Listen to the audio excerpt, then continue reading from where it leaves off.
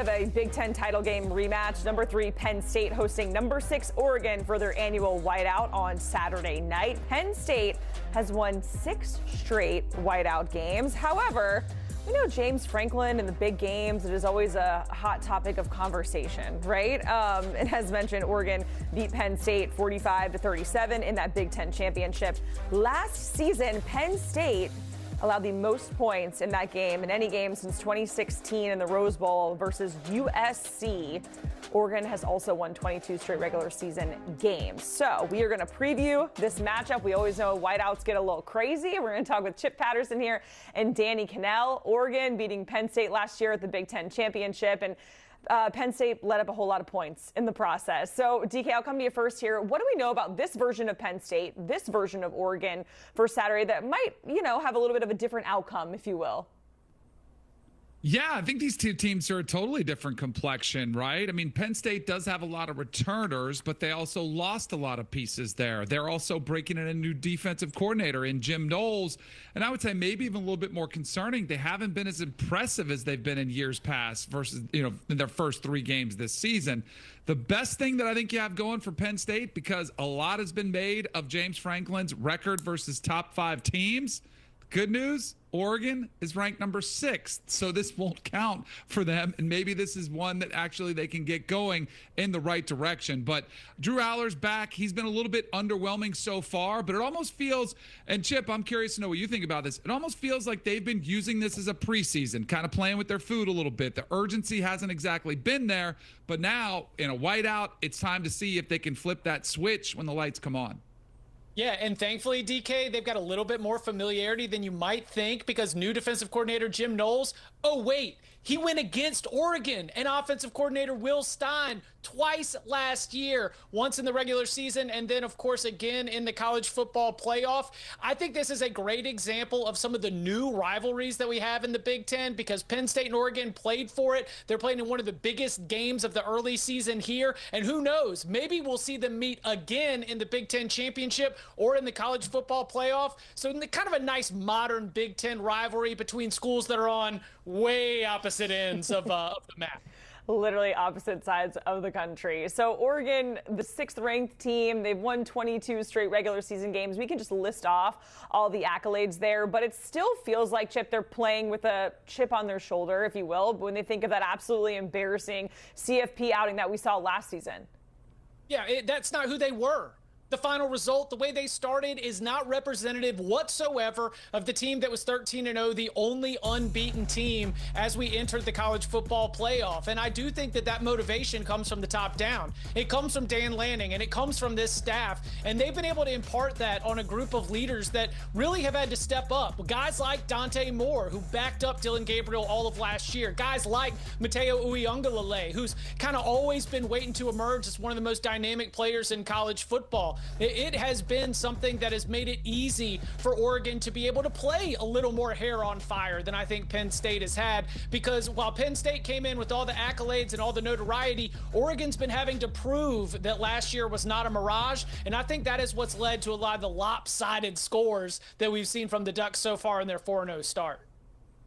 The most forgotten story of last college football season was the Oregon Ducks were perfect. They ran the table in the regular season, won the Big Ten championship in their first year in the league, and yet all everyone has talked about is their Rose Bowl performance, which was embarrassing. And Dan Lanning, I think, has worn that on his sleeve. Like, he has not been shy about how embarrassing that performance was for him and his program.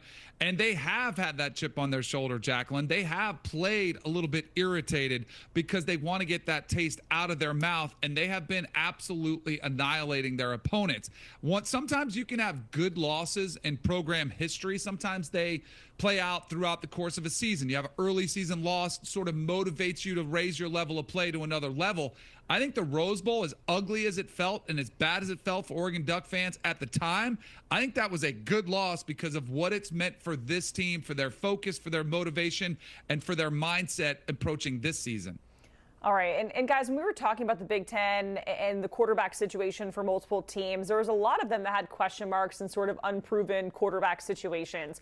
Oregon was one of them with Dante Moore. We didn't really know what he was going to look like, but he looks pretty darn good. Danny, do you think he's one of the top quarterbacks in college football or emerging that way based off of what you've seen so far?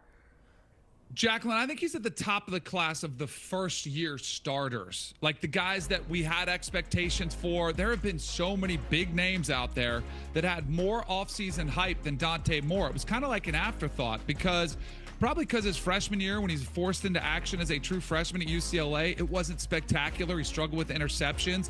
Then he kind of goes and he's forgotten about. But Chip mentioned it earlier. I thought the reps that he was able to get behind Dylan Gabriel, watching a true veteran prepare for the game in the same system you're in, I thought those were incredibly invaluable to him. So now he gets the opportunity, and he has absolutely ran with it. And I think, even calling him a first-year starter, he did start a lot of football games as a true freshman. So even those reps were really valuable for him. But I think he's playing with a tremendous amount of confidence. Will Stein feels like he's dialing up plays, and he's got one of those arms that you just see it and you're like, whoa, like, did he just throw that? The ball comes off really effortlessly. It's beautiful ball, nice tight spiral, and he's got the athleticism with inside the pocket to be able to make plays.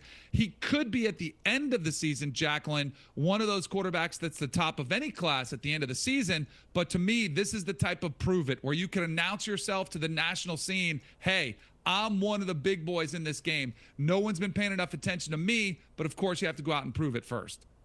DK, I love that because I'm thinking about day trading Danny and the way that this stock keeps going up and up and up, the way that this performance keeps going up and up and up, because Oregon quarterback Dante Moore is coming into this showdown off his best performance as a Ducks starter. Against Oregon State, he had a season high for yards with 305. He had a season high for passing touchdowns with 4. And as he continues to get all of those reps and build up that experience, now he is putting himself in the position where, he has been operating at peak efficiency. And that's not something that we can necessarily say for the quarterback across the side on the other sideline, who maybe has been, as we mentioned earlier, not necessarily forced to ramp up to go 100 miles an hour. So for Dante Moore, what a moment for him against, admittedly, not only the best defense that he's faced so far, but maybe the best defense he'll face all season long. So I love how he's been building and getting better each week, but this is going to be a monumental challenge against the Nittany Lions. All right, let's talk about the Penn State side of things because it's their first true test for the season as well. We love to talk about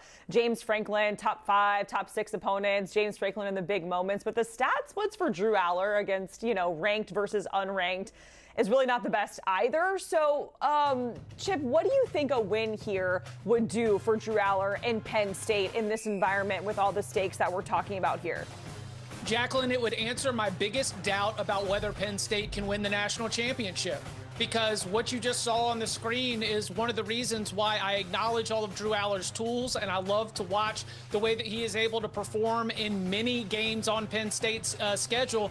But sometimes the mistakes that we have seen him make in a game against Ohio State, in the playoff loss to Notre Dame, they are easily fixable mistakes. So that's the good news, Penn State fans. You just need your star quarterback to be able to just fix some of those mental errors, to put all the physical tools together to be able to go out there and get it done when the stage is the biggest and the lights are the brightest. But he still really needs to do that against a team like Oregon for me to be all the way in. So, yeah, if he does this against this Oregon team, then I will feel more confident in Penn State's ability to win the Big Ten and win the national championship.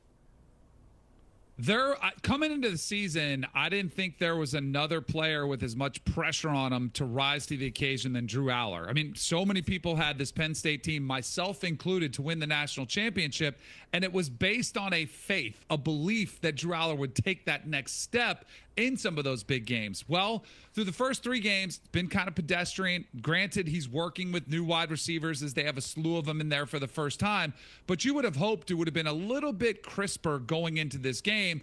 But this is the game. This is the game where Drew Aller has to step up and be that difference maker, something he hasn't been in those games, as our statistics referenced. And speaking of bad taste in the mouth, how about the last time he was on the field? Penn State could have settled for overtime, but they said, you know what? Let's give our quarterback a chance to go out there and win the game. What does he do? What does he do against Notre Dame? Throws an interception. Notre Dame goes, scores a field goal. Game over. Season ends. This is a huge opportunity for Drew Aller to prove to his critics and to also prove to his backers, like I have been, that he has taken that next step forward, that he can go out there and make the big plays on the biggest stages, which is very clearly something he hasn't done yet. All right, guys, really quickly, game prediction time. Danny, who do you like here? All right, subject to change, Jacqueline, because we still have like 6 days before the game. Okay. Early lean is Penn State 27, Oregon 21. Dante Moore, first huge game in a whiteout like atmosphere. That has traditionally been a spot this year where younger quarterbacks have struggled. And I think it'll be slightly more hostile than 12,000 at Northwestern on the lake. I think it'll be just a little bit more hostile than that. Yeah, I think we're kind of seeing this the same. My prediction is Penn State, whiteout conditions, defense gets it done. Nittany Lions 28, Oregon 26. Ducks hang tight. Nittany Lions don't cover the number as we see it now, but they get that win, and that's what counts the most for James Franklin. All right, the guys are rolling with Penn State. Guys, we appreciate it. An Oregon-Penn State preview again. That's Saturday, 7:30 p.m. Eastern. For more on that matchup and the whole college football slate, make sure you check out the Cover 3 podcast. You can hear Chip and Danny there. You can watch right now by scanning that QR code on your screen.